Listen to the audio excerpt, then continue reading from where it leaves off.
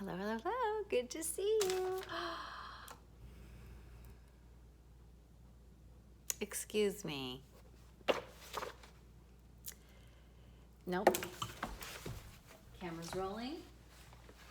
We're going to use the elder wand, and the elder wand will also help me untangle those wires. You get fairy dust, I get fairy dust, Amelie gets fairy dust.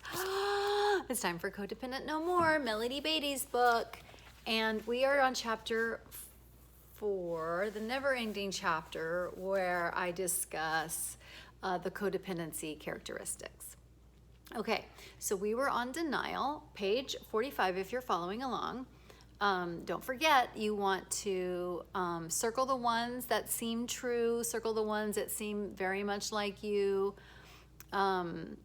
because we want to work on these. We want to actually work. We're not just going to read about them. We're going to work on them.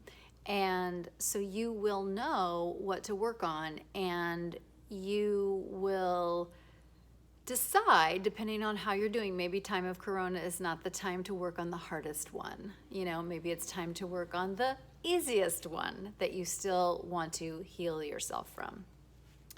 So codependents, we're full on in denial about a lot of things. And here are some of them.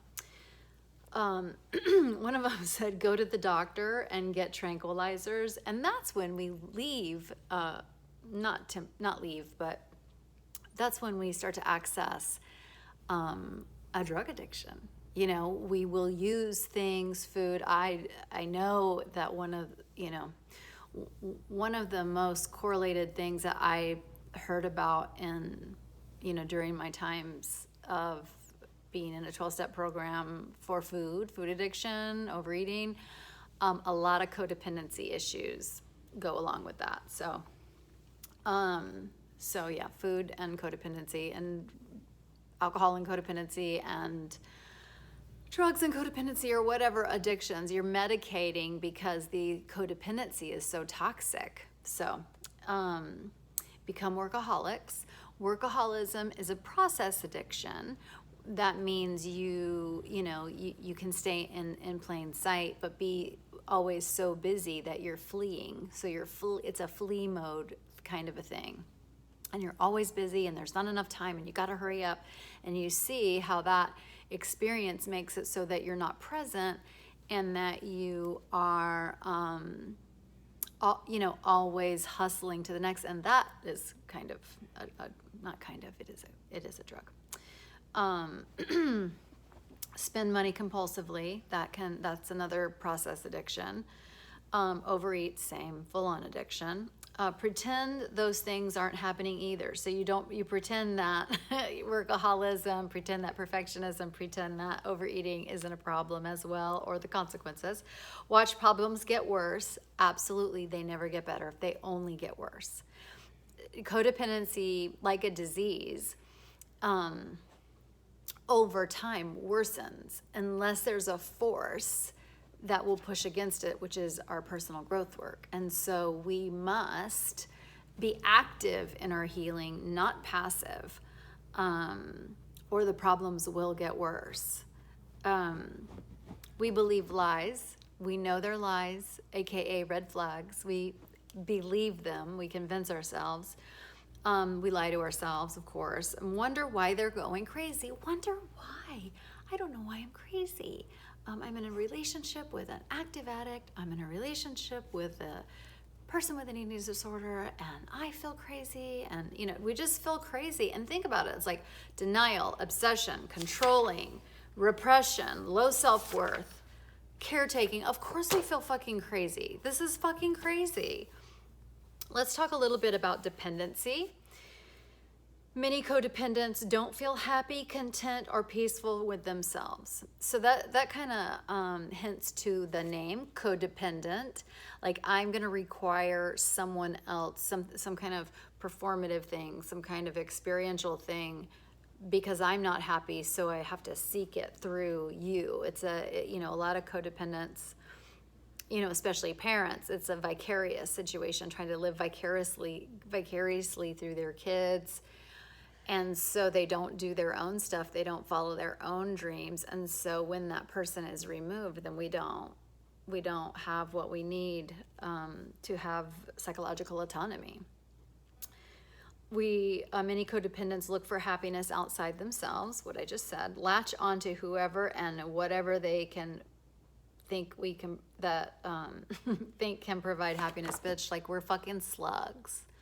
We're fucking slugs, like, just trying, or leeches. Leeches are a better one. Like, we're just gonna, like, where can I get my need? Okay, we're gonna hook ourselves onto that person. Fucking leeches. Fucking leeches. Oh God. Oh, I don't want to be a leech. Feel terribly threatened by loss if anything or person they think provides their happiness. So it can be any loss, any change. We panic, we get upset, like because that person is, we've put them in we've made them responsible for our well-being and our happiness. And so if we lose it, we're going to panic, and we don't actually experience the loss as, we don't experience the loss as something normal, human, okay, something that's still difficult, but okay, we panic. And it's codependency. It's actually not loss. Didn't feel love and approval from their parents. Pretty self-explanatory. Don't love themselves, for sure. That's classic. That can go right under the self-esteem one too. We don't love ourselves. When we're active in codependency, we do not love ourselves. It's textbook. Believe other people can't or don't love them. Yes. So if anyone says, I used to do this because of my abandonment. So if anyone said they love me, like, I would always just think, well, when are they going to leave? Like, I didn't trust it, and it's like, well, do they mean that? And what, so desperately seek love and approval. So that's the fucking nightmare of codependency for me. It's like, I want this so bad. I long for it. I used to listen to love songs constantly. And then when true love, like the kind that you read about, and read about in books, see in movies, like, are in the love songs, like the love, the deep love shit. When that did come to me, guess what a bitch did? Push that shit away. Push it away. Push it away. Push it away. So we're in such a pickle. Okay.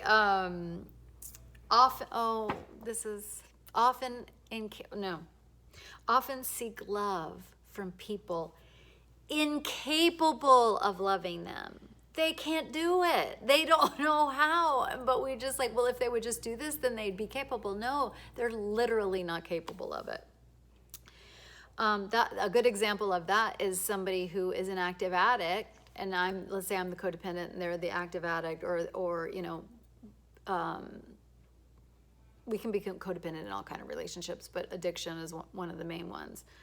Along with personality disorders. But,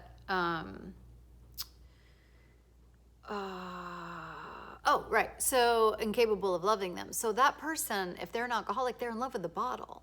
Like, if you're with that person, there are times where I have to admit that when I relapsed in my, magical marriage, whatever, I was loving the food more than my husband. I was loving the food more than my kids sometimes, which is very embarrassing and very humbling, and I'm very uncomfortable saying it. Should I re-record immediately? Should I edit this out? Well, that'd be so cute if I didn't know how to edit.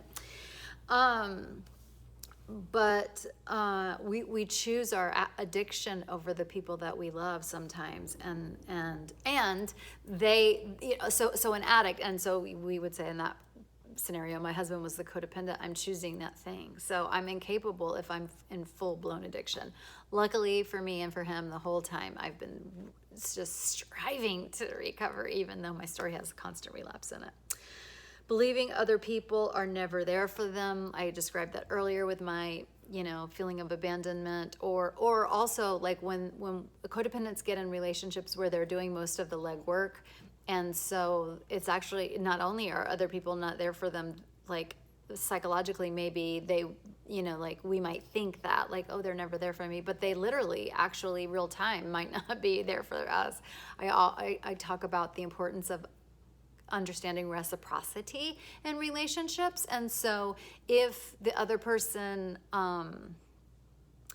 you know, if somebody's actually there for me, I can't trust it. And then if they're not there for me, it's self-evident that I'm the one always calling. I'm the one always doing the legwork. I'm the always one that's fixing. I'm the always one listening to the complaining. And when I try to complain, or when I try to, you know, complain about something, the other person would be like, why are you trying to make it about you? Like, it's reciprocity is extremely important. And we equate love with pain. Why do we do that? Because that was our experience growing up. If we're in pain, we feel like, I mean, that kind of makes sense. It feeds that, feeds it. And that's, you know, another way to think about it is the cycle of abuse. You know, so we equate, and when we are in a dysfunctional relationship, we equate honeymoon with anger and explosion, the honeymoon with the disaster. And that is right, because that is what we experienced. It's right for codependency. It's not right to live that way. Well, we all get to choose how we want to live. So if somebody wants to live that way, that's their right. But I'm choosing recovery today. I'm choosing to solve my problems. I'm choosing to be uncomfortable as I accept love more and more and more every single day. I hope that was helpful. Love you. Bye.